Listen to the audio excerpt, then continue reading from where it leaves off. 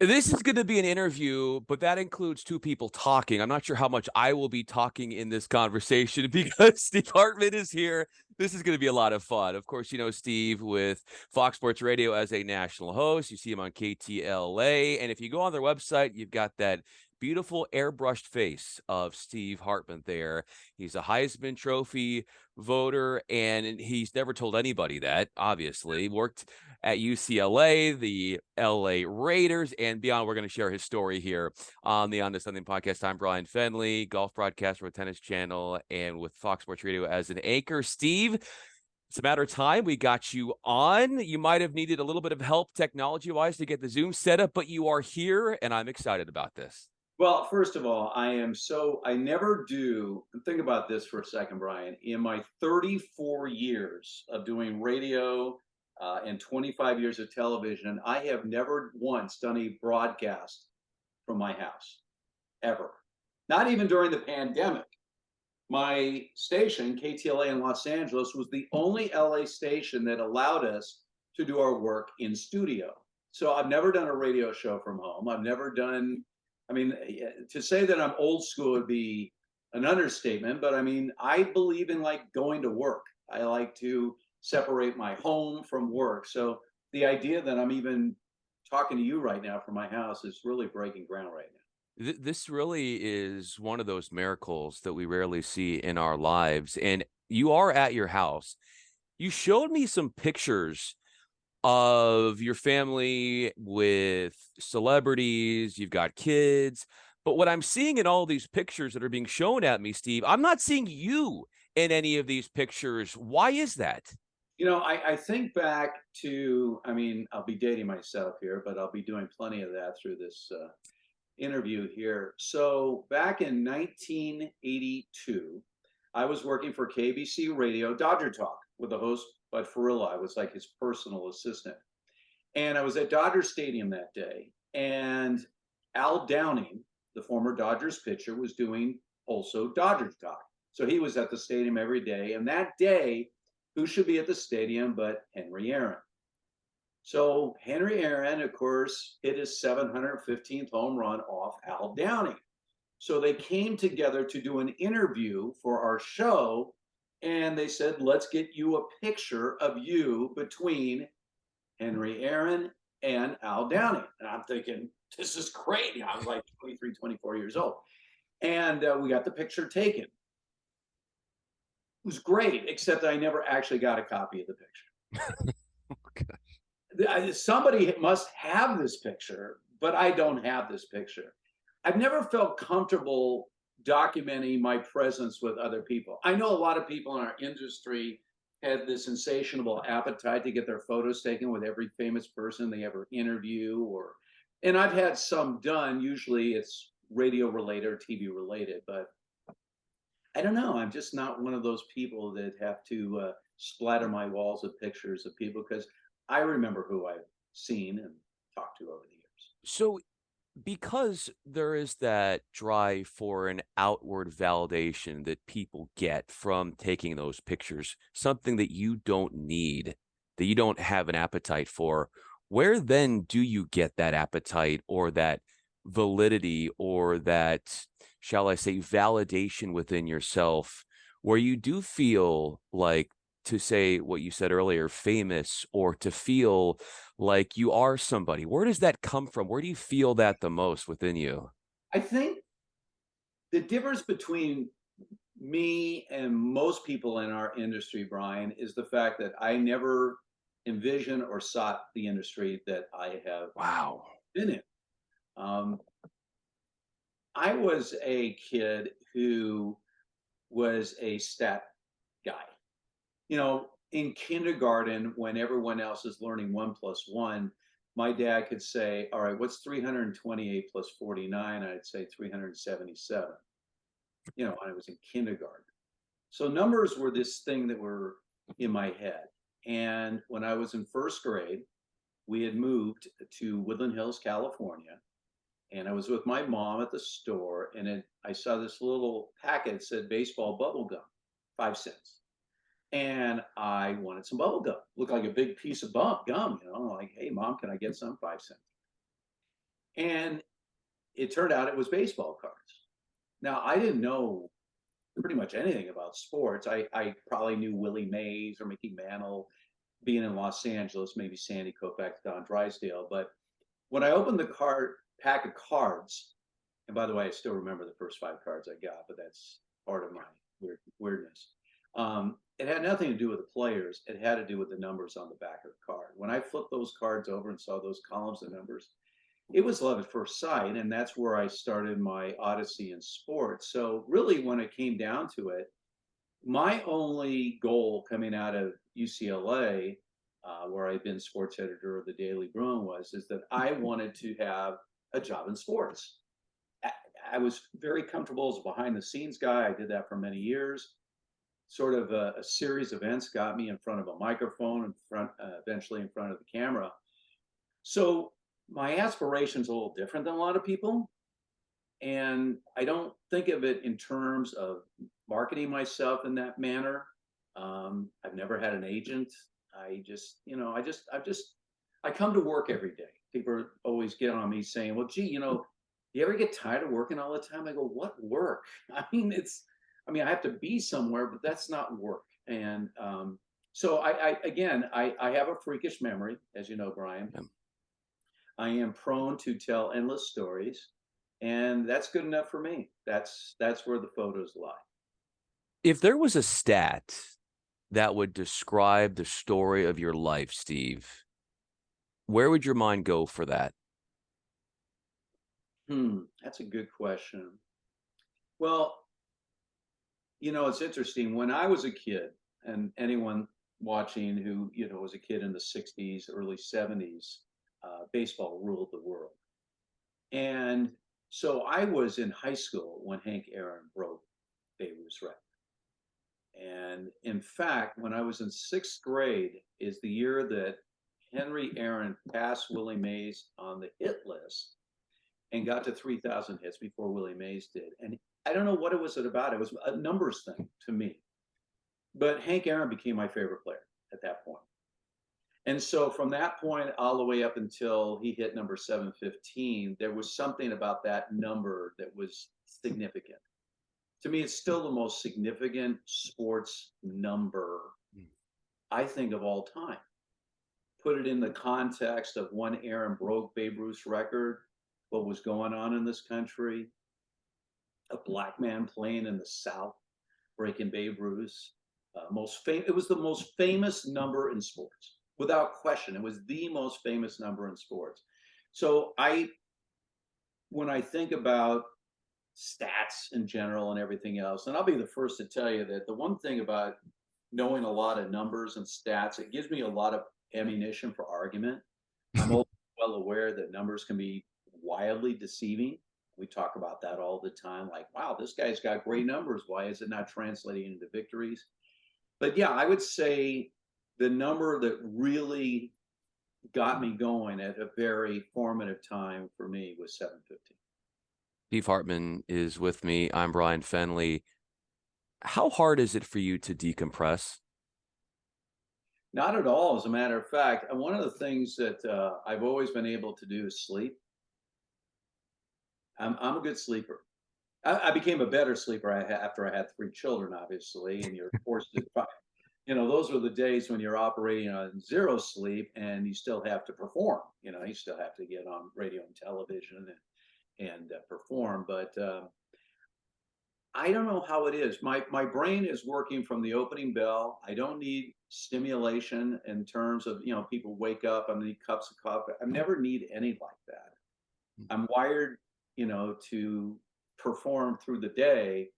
But when I go to bed, I just shut everything down. And so, it's the way the brain operates. But during the course of the day, yeah, my mind is going in 100 different directions. I'm constantly creating statistical puzzles for myself is what I do. It's like I've talked to you about my project that I've been endeavored for a long time now on college football history. And the reason no one really has done it is because it's just so big. It's just so much history. so many numbers and operate. It's just too much. But I just pick away at it. It's like the guy in Shawshank, just a little chisel, for 20 years and makes that hole. So that's the way my mind operates When you are sleeping, how often are you dreaming about some sports story all the or time. some stat? Like, what is a tangible example of Steve hitting his head on the pillow and all of a sudden he's reliving one of Hank Aaron's home runs? Or what would I view if I was in your mind I'll tell you, then? and I don't know how operates for everyone. I have very vivid dreams. I mean, my dreams, I remember all my dreams. Wow. Yeah, I wake up and I have gone on in adventures, and I can wake up out of a dream and then go right back into a dream. From a sports standpoint, a lot of it has to do with being in radio or television. This could be like a lot of people, you might be late for work, or you might Yes. kind of stuff that we all go through. But one place that I have been to several times in my dreams, a place that doesn't exist and hasn't in my lifetime, is Ebbets Field. Growing up in Los Angeles, I was born the year that the Dodgers came to LA in 1958. And I've always been a Dodger fan. And to me, there's something magical about Ebbets Field, especially the period when Jackie Robinson joined the team until they left. So from 1947 to 1957, and I had the great honor to meet not Jackie Robinson, but I certainly met Roy Campanella. I met Don Newcomb. Obviously I've met people like Sandy Koufax and Don Drysdale, but I met a lot of the Brooklyn Dodgers over the years. And I don't know, as an LA Dodger fan, there's just something totally magical about Ebbets Field. The movie 42 came out, and Mhm. man, they literally, when I went to see that movie, it was like literally they had recreated Ebbets Field. I mean, they can do anything in the movies these days, but I remember him walking in, Jackie Robinson walking into Ebbets Field, and there it was, and just like, I've seen that in my dreams. You love history. You love sports history. If we were to step away from sports, the study of history, what part of it are you most attracted to? Well, as far as history is concerned, my interest beyond sports, I have a lot of things. My father worked in the movie industry, so I have a great interest in the history of movies, which fortunately my oldest son has carried on. In fact, just the other night, he went to see Casablanca in a movie theater. Wow. He walked in and realized he was at 26 the youngest person by far. So movie history has always been the history of the Academy Awards. I mean, I've memorized a lot of stuff from the Academy Awards. It's a little alarming to a lot of people. Also, from my generation was the space program. When I was a kid in the 60s, I was 11 years old when man walked on the moon, Neil Armstrong and Buzz Aldrin. I had a chance to actually meet Buzz Aldrin. He was in our Toyota Pro Celebrity race the year that I was racing.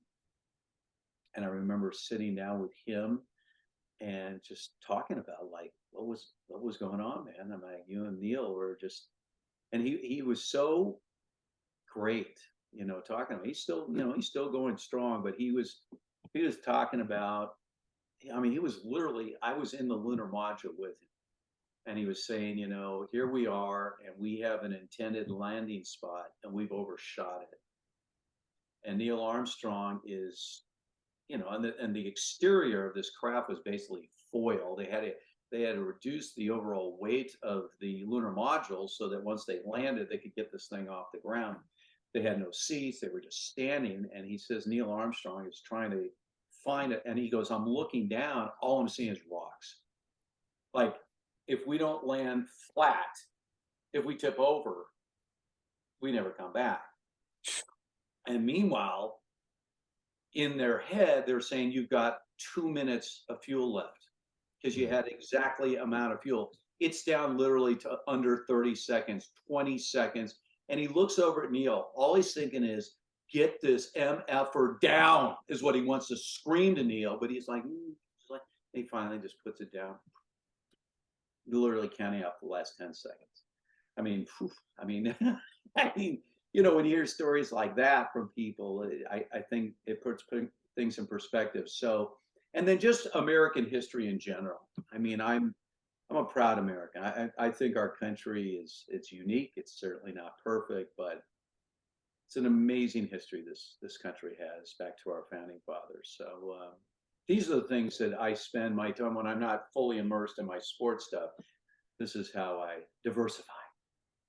And it all started probably from this child curiosity that you had when you were young. And I think about that and how that led you into reading off the back of these trading cards and looking into the space and thinking about us being on the moon and those stories that you just shared right there. What about your childhood and its innocence do you still feel to this day, sort of this boyhood wonder, this aura of being a kid that you still feel is alive and well inside of you? Well, because I have such a graphic memory of just about everything in my life, I can literally take myself back to almost any day of my life. That's And growing up in the San Fernando Valley, first of all, we moved out to the San Fernando Valley when I was in first grade. And we had no air conditioning for 7 years. Woodland Hills, California has the highest average temperature of any city in Los Angeles. Oh, I've been sent photos of famous people that I have. do they include you in the photos? That's the question, or are they of others? They actually do. They Oh act- this is an anomaly. all right, so well, actually not. Most of these pictures do not have me. Interesting. Oh, here's one. Here's a picture. My first year working for the Raiders. Speaking of the space program. Thank you, Denise.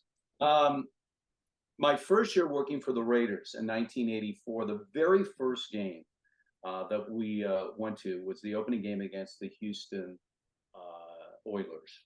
It was Warren Moon's debut in the NFL. Earl Campbell was still playing with the Houston Oilers. But we took a tour of NASA. This is prior to the shuttle disaster. So this is 3 years into the shuttle program, and they were launching. So here was a photo of me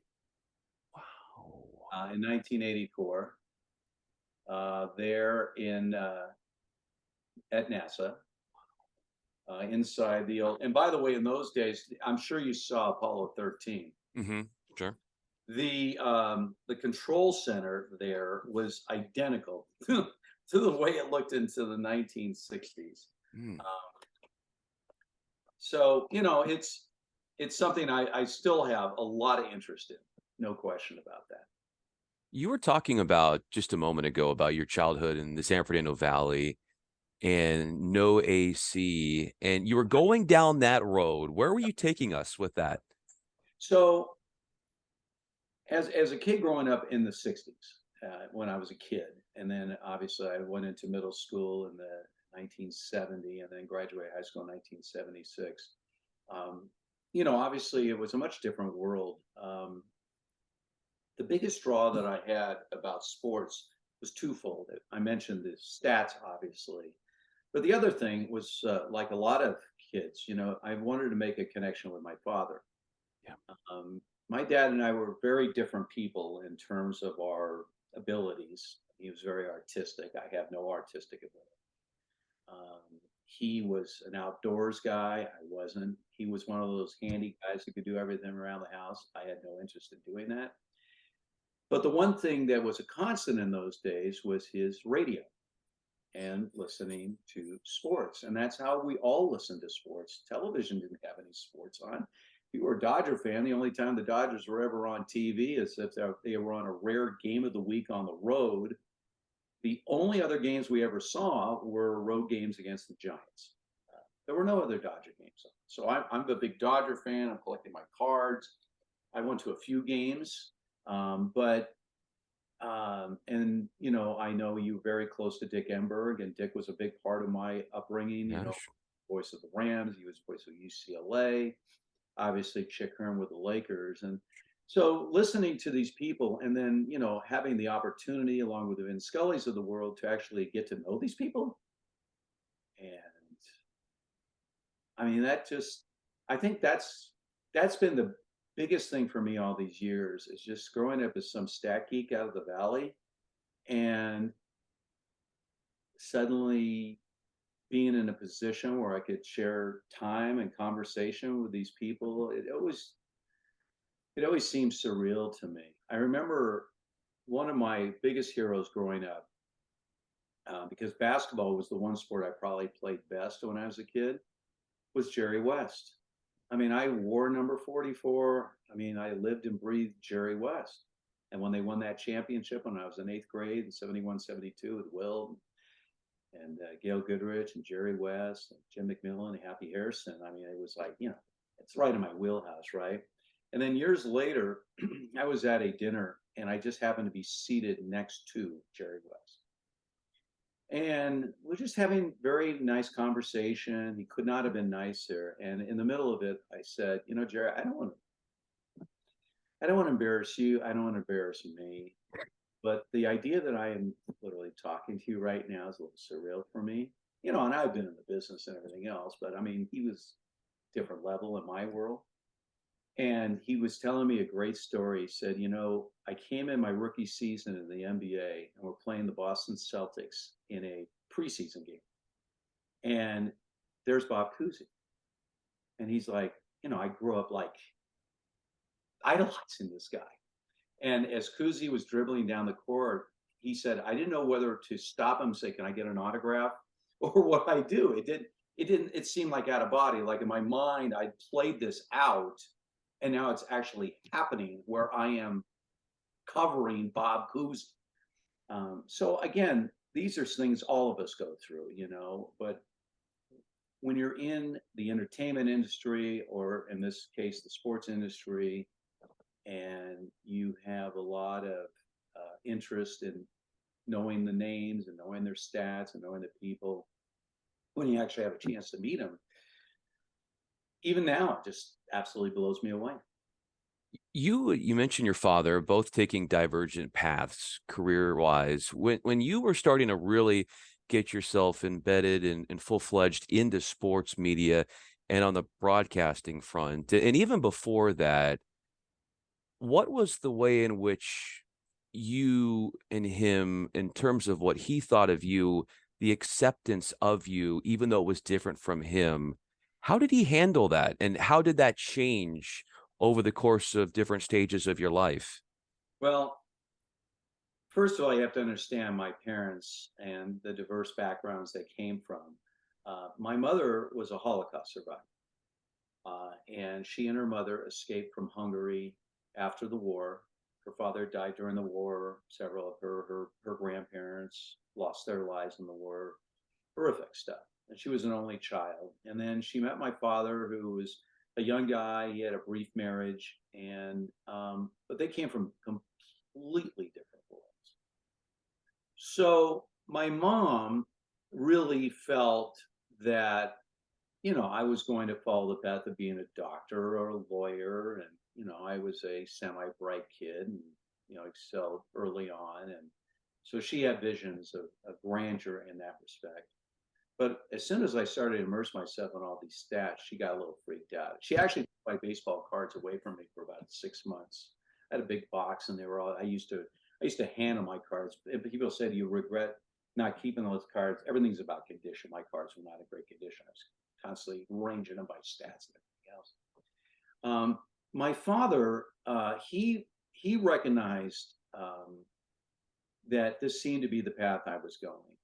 Um, when I was 30 years old, I had worked for the Raiders for 4.5 years, and I made a decision to leave the Raiders to take a non-sports job. I think I had seen the movie Wall Street one too many times, which had just come out the year before. And this guy convinced me that he was Gordon Gekko and I was going to be Bud Fox. And, I just thought, well, maybe I should start. I've had different times in my life. Going to college, I thought the same thing, that maybe I should get over this sports thing and focus in on, getting to law school and stuff like that. But I remember a conversation I had with my dad when I told him that I was leaving my Raider job. And he said, "Son, I don't know if you could be happy in any job that doesn't involve sports." And he was right. 4 months later, I quit that job, Wow. and then I couldn't go back to the Raiders. And in the meantime, I started working for zero money on a little radio station in Redondo Beach with my mentor, Bud Ferrillo, who was a longtime newspaper and radio guy in Los Angeles. And I wasn't making literally any money. I was in my early 30s, and then got that call from a man named John Lynch, the father of John Lynch of the 49ers, who had a station in San Diego with a blowtorch signal out of Mexico. And he had this idea of becoming the W fan radio of the West Coast. And Bud Ferrillo was the guy he wanted, but he wanted too much money. So he's like, "How about you?" That was how it started.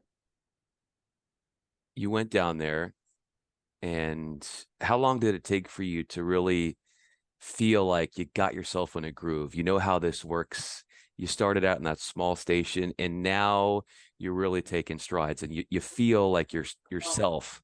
it's interesting because the reason they hired me was that I was in Los Angeles. So the station in San Diego, they had Lee Hacksaw Hamilton, who was the voice of the Chargers and doing an afternoon sports show. That was their only sports show. Then they put me together originally with a guy named Brad Sessman, who's worked for years in Arizona. And then eventually, of course, I worked with Chet Forty to create the Loose Cannons. We also hired an update guy by the name of Jim Rome, who started as an update guy for us doing some weekend work, and then eventually got his show, and the rest was history there. But the first couple of years, we were hanging on by a thread.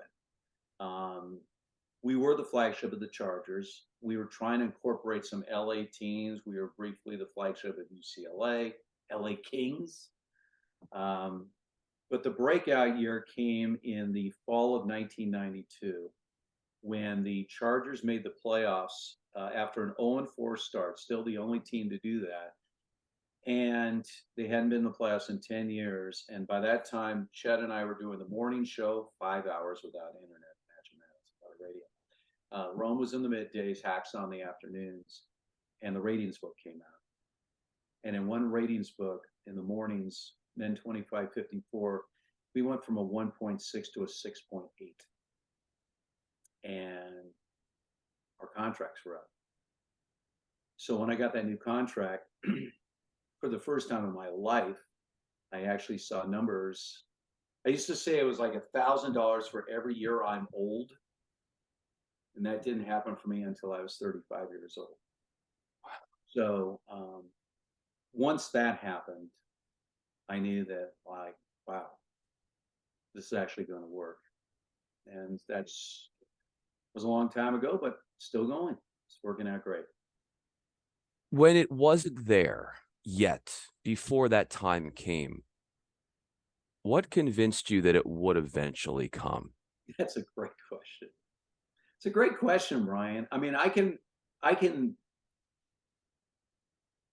remember distinctly my feelings. It wasn't just about my professional life, it was also my personal life. I was single, and I had visions that someday I'd like to have a family. And you get to 30 and all of a sudden you're starting over again and have no money, and you're living with roommates and dumpy apartments wherever can put yourself. And I don't know. I just felt like, well, part of it was, and I think this is a big part of parenting. And we talk about having unconditional love.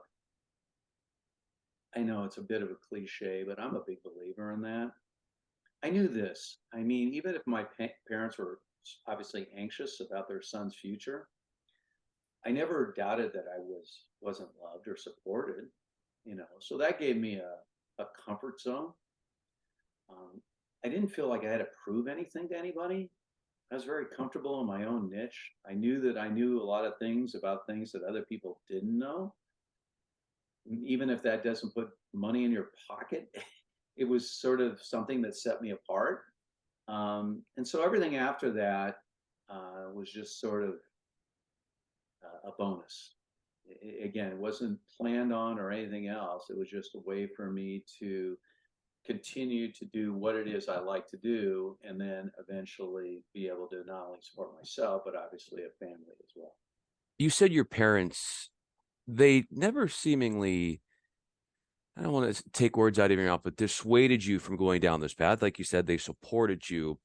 But when did they make it clear? Not only did they support you, Steve, in what you were doing in your endeavors, but they took it another step and they told you they were proud of you.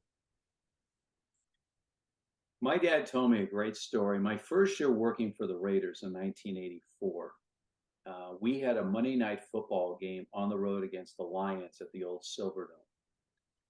And my parents were obviously just living alone. My sister had already moved out of the house as well. So my dad came home from work, and my mom was old school. She like greet her husband at the door type of thing, you know.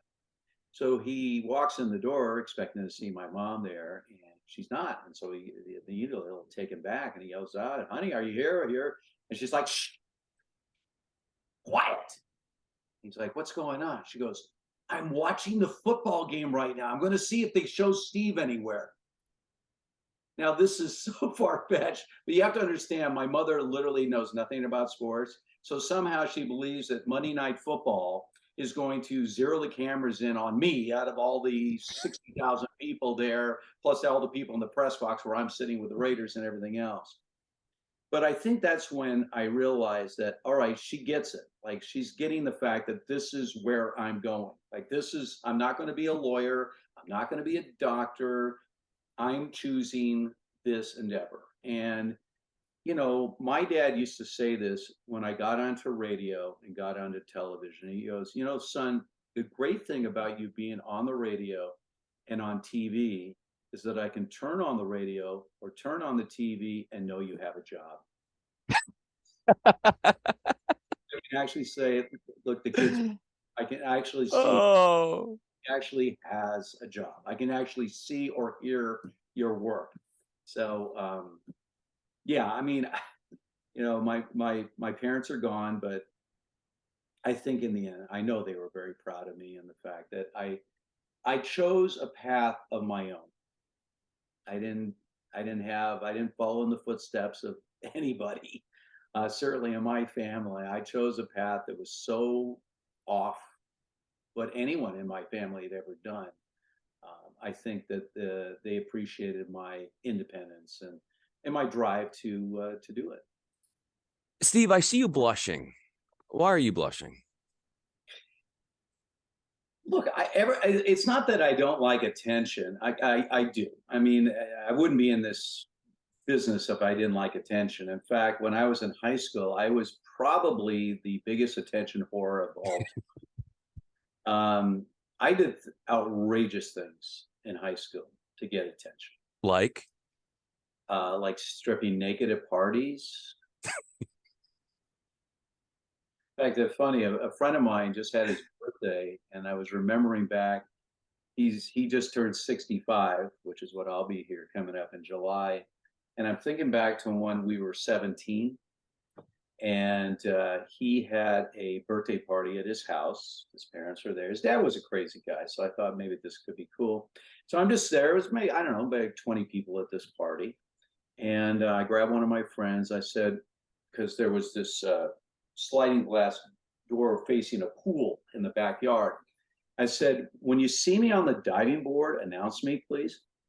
He goes, "What are you going to do?" I said, "Just announce me."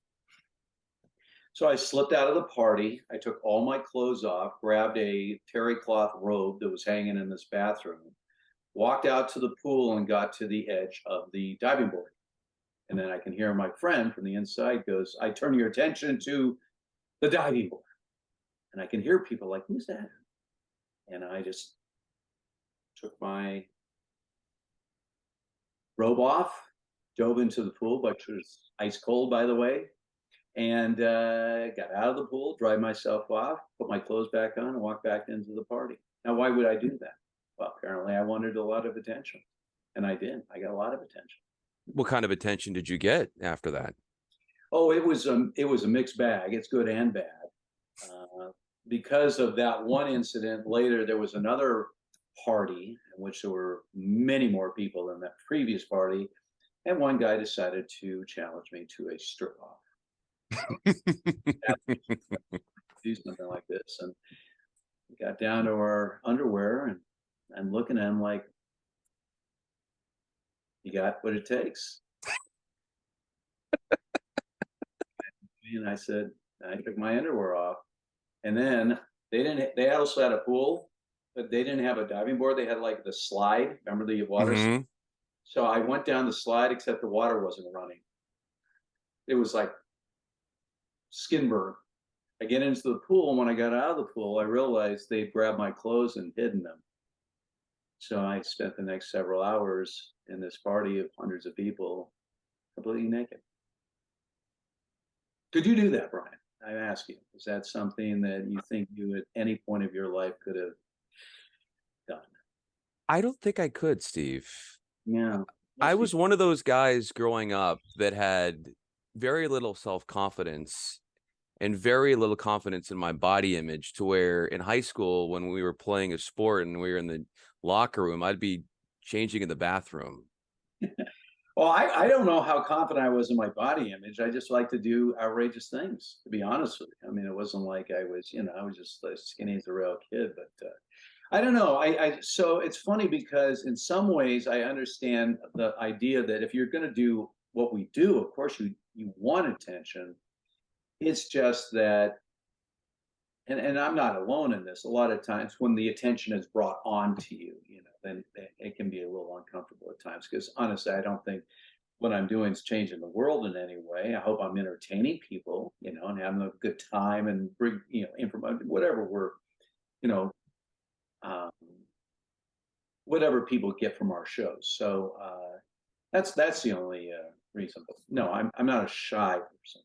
That's Besides the strip off competitions that you do not want to lose at, what else in life would almost be on the level of feeling like it would kill you if you didn't win or you lost? What has that same effect for you? well, I think I believe I'm competitive. I mean, nobody likes to lose, but I'm not competitive in the sense of, um, like, for instance, you know, part of my longevity has been sort of being in the right place at the right time. And I have really trusted my instinct because I've been offered what may seem in the moment a better opportunity and pass on it because I'm looking down the road. And inevitably, almost all of those opportunities I passed on turned out to be dead ends Mm. at the time, but they turned out to be dead ends.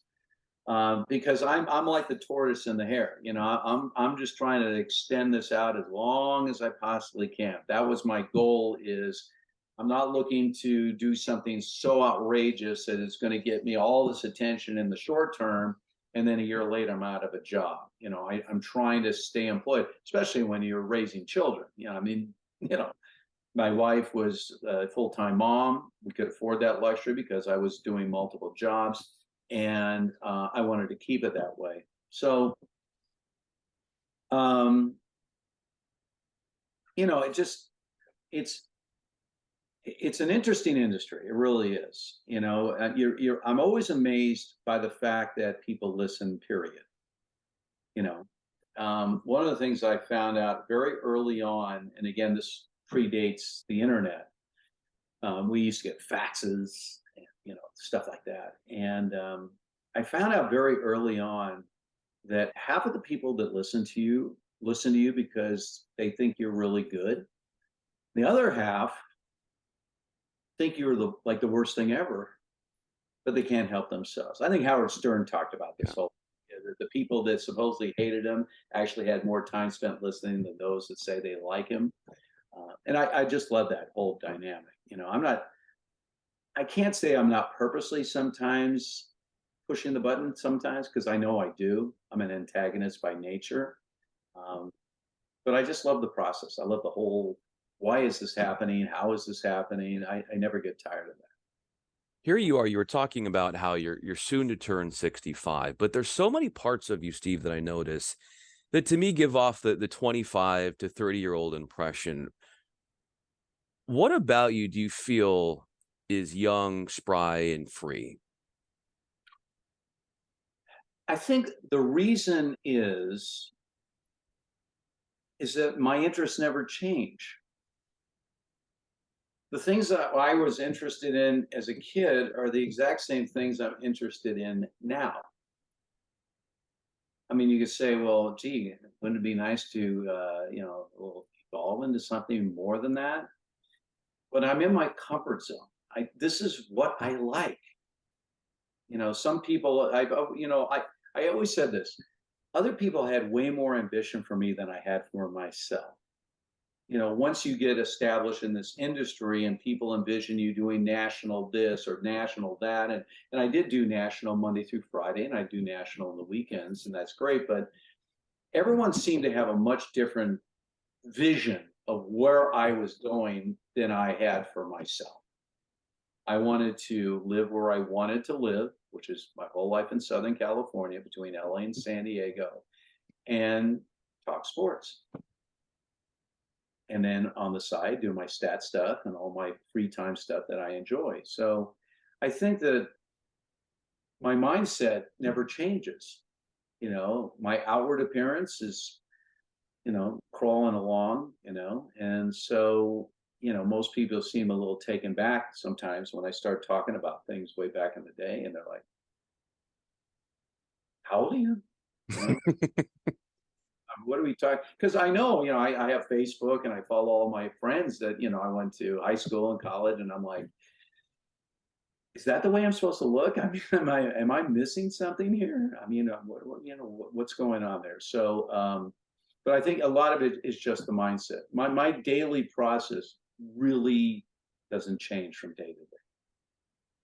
Hearing you talk about that daily process of your mindset, it sounds as if and you were and it was really interesting to hear how you had said that there was a perception that you had of yourself and where you wanted to go, but then there were others on the outside who had visions of where they thought you would be. Many would get caught up in that outside chatter, and like you had said earlier, sometimes that stuff might have taken you down to a dead end. But rare do I hear when you hear all that and you're able to still keep that tunnel vision. That's not something that I hear all the time. How are you able to kind of keep that shell? Well, I think because I've said this many times, and this is certainly no knock on my family and my friends.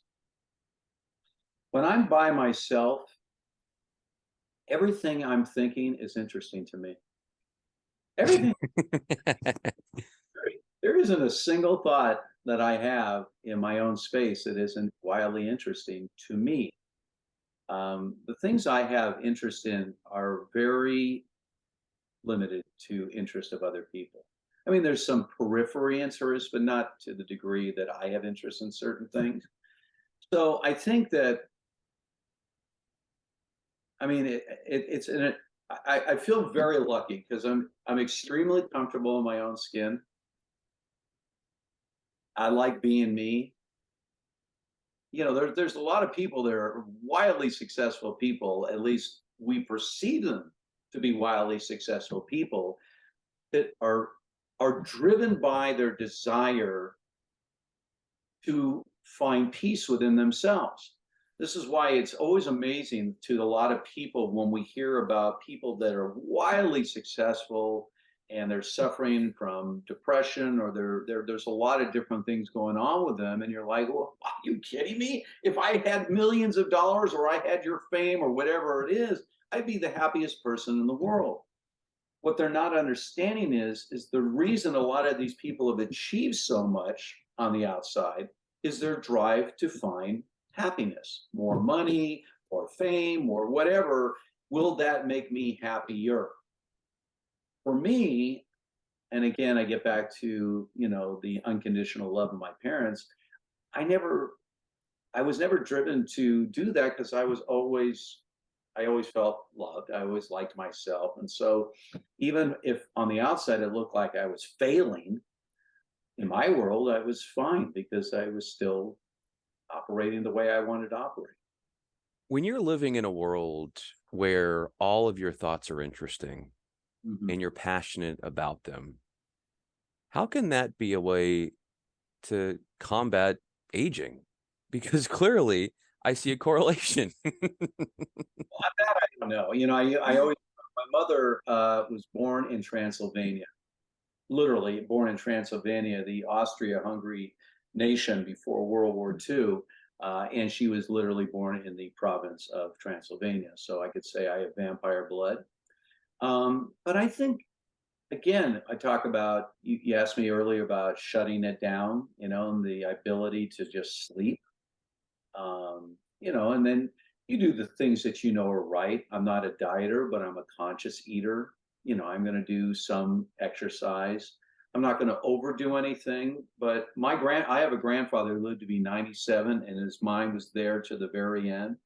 And he lived by the idea that everything in moderation. Don't shut things out of your life. Just don't do things to excess. And if you can be consistent in that path, you're going to give yourself a better chance. The next exercise workout that you do, what is it going to be? The same thing I do. I'm a man of routine. I mean, if you were to watch my workout, I do some cardio, elliptical stuff. I do a little weight work. Again, not a lot of ton of, try to keep yourself toned. And then it's about diet. The one thing about back here in the house is that we have only good food around this house. I'm jonesing. I'm addicted to red vines. I could eat red vines. I think red vines are literally one of the four main food groups. Low in fat, they're insanely high in sugar, and I'm not a sugar guy. I'm more savory than sweet, but I just think that you have to be conscious. You can't sort of let things go. Um, Look in the mirror. You can. Sometimes people will lie to themselves, right? You get ready for your shower and you're looking in the mirror and you're sort of looking at yourself like, okay, and a little self-evaluation, not only, people always tend to look at the negative, but, there's some positives there. Like, okay, yeah, well, that's working. That's okay. With a little work needed there, but, every once in a while, to be honest with you, I do self-evaluation pretty much all the time, just in terms of where I am and what I want to do. And, right now I'm sort of in limbo. It's an exciting time because after being down in San Diego for the last 8 years, I don't have a Monday through Friday gig. And you know me, I've been working 7 days a week since pretty much 1998. And I'm fine with that, but I'm curious about what my next step is, and what are we going to do? Do I want to do a YouTube? Do I want to do a podcast? Do I just want to do another radio show? Continue to do TV? So these are all things that sort of occupy my mind and just keep things fresh. The Mind of Steve Hartman, a beautiful mind. If there was going to be a sequel to that wonderful movie, it might involve Steve Hartman. My life story. See, I was Rain Man. Well, Steve, is it, My father used to say when I would dribble off some stats with him, he says, "You understand, I have no interest in anything you're telling me." No, zero. Which is what as I have interest in what you're telling me, as do a lot of people. And as we wrap up this conversation, Steve, I wanted to throw one more thing at you. You talked about looking at the mirror.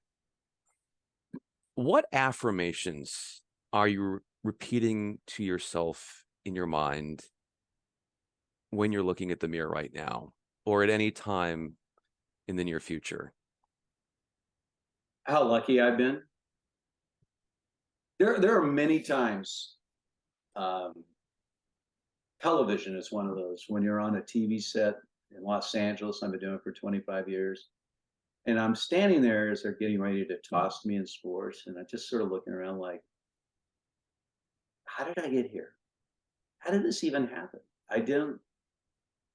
This was not a dream of mine. This was not an envision of mine. Nothing. This just sort of I've sort of let life come to me instead of forcing things into my life.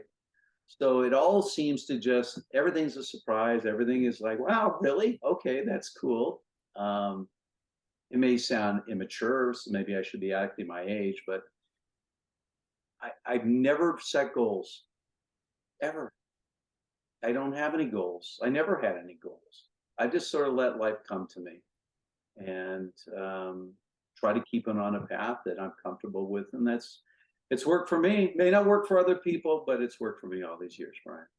As any great basketball player would say in a post-game interview after a big night, how did you play so well? I let it just come to me. I just gave and scored when the defense allowed me to do so. And in so many ways, I see a comparison there, a parallel with you, and how this go with the flower that you think you might be has been able to do so many things. And one of the top scorers in the game of sports media by volume of work and by what you are doing in the art of storytelling. Excited to see what this next chapter is for you. In the meantime, we will always be hearing you on Fox Sports Radio and listening to you on KTLA. Steve Hartman, I'm Bryan Fenley. Steve, this was really, really fun. And the storytelling was grade A, and I would expect nothing less of you knowing you as well as I do. Well, the beautiful thing is my storytelling will continue, Brian. I will annoy you doing your updates, doing updates. And he's like, I got work to do, but if you want to just talk, go ahead. I'll just tune you out. So